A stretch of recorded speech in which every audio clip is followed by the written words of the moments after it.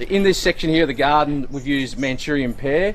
Quick growing, but also what you've got to consider when you're planting a screening tree is maintenance. Over time they can get too big for yourself to prune.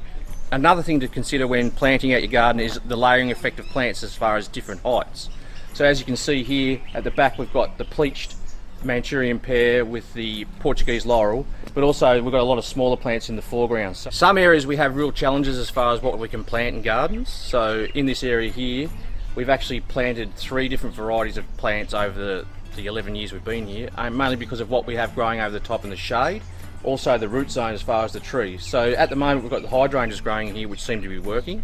So this is a really good area as far as what we can grow in shade versus what we can grow in sun.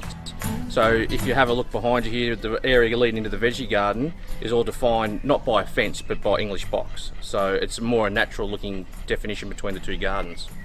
So when considering plants, it's really important to talk to someone that knows all about the plants as far as what selection you can make and also the space that you've got to grow them in. In this area here, we've got a really limited space as far as having trees, yet we've espaliered some fruit trees, 2 pears and 2 apples. So they grow right up against this Rio mesh we've got here to climb on, and happy days.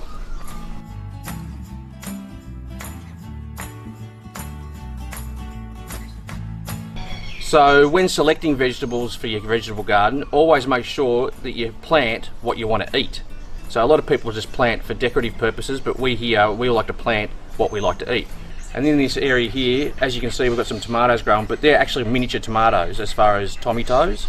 So they're not going to get too big for the space. We also chose the snow pea to climb up a climbing structure, so it also saves on space.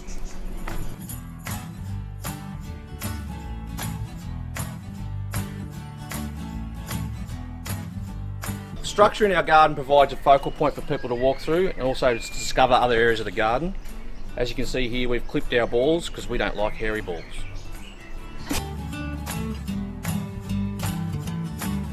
An integral part of any garden is to include flowering plants.